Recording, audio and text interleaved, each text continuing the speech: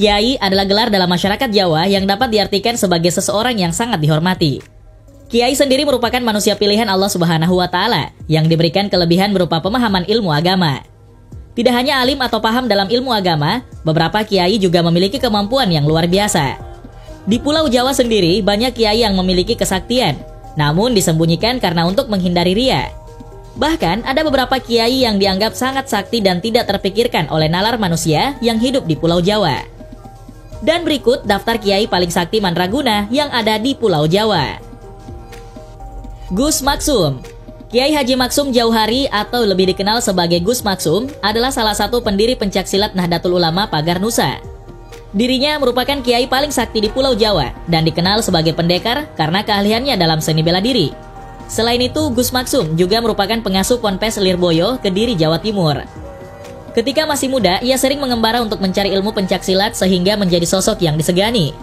Gus Maksum sendiri terkenal sebagai salah satu kiai nyentrik dan berpenampilan tidak biasa jika dibandingkan kiai-kiai lainnya. Gus Maksum memiliki rambut panjang alias gondrong dengan jenggot dan kumis tebal. Tidak hanya itu, ciri khasnya juga selalu memakai sarung tinggi nyaris selutut. Gus Maksum lahir di Kanigoro, Kras, Kediri dan merupakan seorang cucu pendiri Pondok Pesantren Lirboyo, Kiai Haji Manaf Abdul Karim. Penampilan Gus Maksum sendiri luar biasa, yakni selalu memakai sandal bakiak. Bahkan ia juga dikenal tidak makan nasi, sehingga kesaktiannya semakin luar biasa. Salah satu kesaktian Gus Maksum adalah rambutnya tidak mempan dipotong menggunakan senjata apapun, mulai dari gunting hingga pisau. Selain itu, mulutnya juga bisa menyemburkan api, mampu melempar seekor sapi, tidak mempan disantet hingga senjata tajam. Kesaktian Gus Maksum memang tidak bisa dipungkiri. Banyak orang yang melihat kelebihannya, baik dari kalangan biasa ataupun kalangan ulama. Tidak sampai di situ, Gus Maksum juga memiliki kehebatan lainnya. Di antaranya mempunyai kekuatan tenaga dalam luar biasa dan mampu mengangkat beban seberat apapun, serta mampu menaklukkan jin. Di setiap medan laga atau dikenal dengan istilah sabung dalam dunia persilatan, tidak ada pendekar yang berani dengan Gus Maksum. Kehadirannya saja mampu membuat para pendekar aliran hitam gelagapan. Karisma yang dimiliki Gus Maksum tersebut hingga kini menjadi semangat pengembangan ilmu kanuragan di pesantren melalui Pagar Nusa. Kiai Abbas Buntet. Pondok Pesantren Buntet di Cirebon, Jawa Barat merupakan salah satu pesantren tertua di Indonesia yang didirikan oleh Kiai Haji Mukoyim pada abad ke-17. Selanjutnya, kiprah pesantren tersebut memunculkan banyak ulama besar, di antara mereka adalah Kiai Haji Abbas. Menurut buku sejarah perkembangan Islam di Jawa Barat, Kiai Haji Abbas Buntet merupakan generasi keempat yang mengasuh pesantren tersebut. Selain itu, beliau juga pernah menjabat sebagai mustasyar pengurus besar Nahdlatul Ulama dan dianggap sebagai satu di antara 5 ulama karismatik Jawa Barat. Banyak orang yang mengenal Kiai Haji Abbas Abdul Jamil Buntet Pesantren sebagai sosok ulama yang sakti mandraguna. Betapa tidak, berbagai cerita lisan mengisahkan peran heroiknya dalam menumpas sekutu di Surabaya pada Perang 10 November 1945. Ada yang menyebut jika sorban, tasbih hingga kacang hijau yang dilemparkannya mampu menjatuhkan pesawat tempur yang siap membombardir kota pahlawan itu. Ada pula yang menyebutkan jika alu-alu untuk menumbuk padi berterbangan atas izin Allah Subhanahu wa Ta'ala melalui perantara doa yang dibacanya. Meskipun begitu, cerita mana yang sahih atau bisa jadi semuanya benar. Namun yang pasti, semua kiai dan warga Nahdliyin mengakui jika Kiai Abbas adalah sosok yang berhasil menjatuhkan pesawat tempur sekutu. Sebab beliau dikenal sebagai singa Jawa Barat yang dinanti kehadirannya oleh Hadratus Syekh Kiai Haji Hashim Asy'ari untuk memimpin perang dahsyat itu. Tidak hanya itu, Kiai Abbas sendiri juga sangat ahli dalam ilmu bela diri. Hal ini diceritakan oleh Haji Ahmad Saini Hasan yang saat itu sebilah pisau di tangan preman sudah berada di leher sang kiai, sedangkan tangan kanan Kiai Abbas tengah membawa Al-Quran.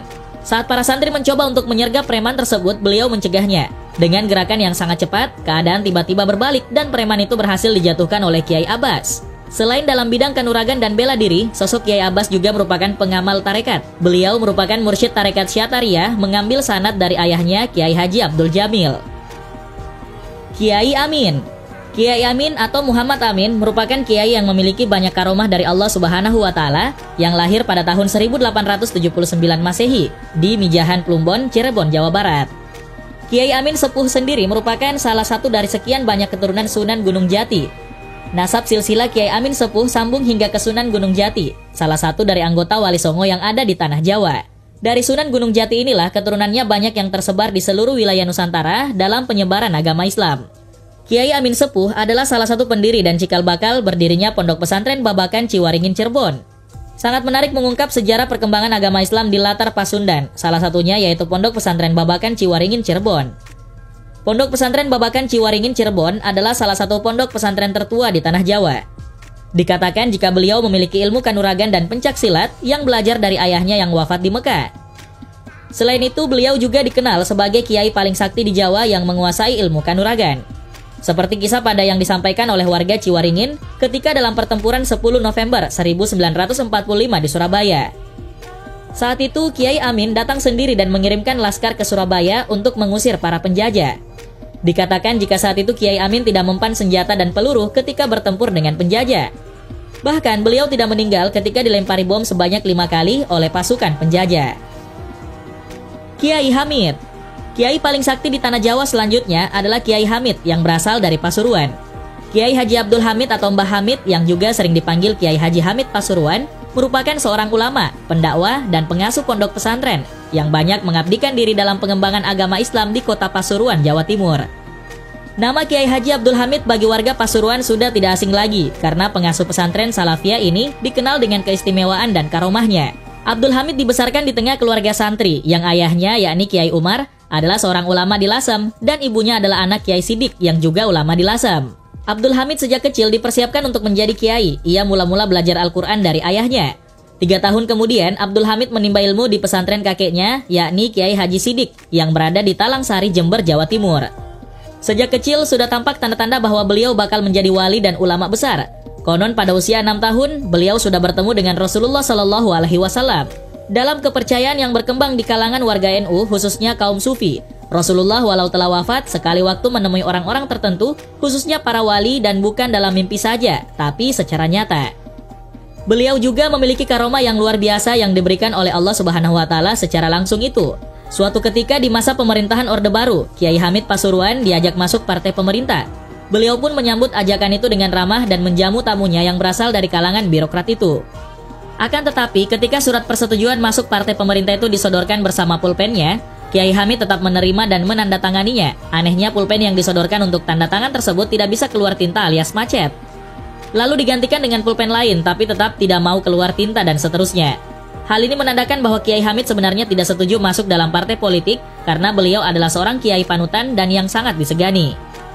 Selain itu, karomah lain yang dimiliki oleh Kiai Abdul Hamid adalah bisa berada di tempat lain dengan wujud serupa.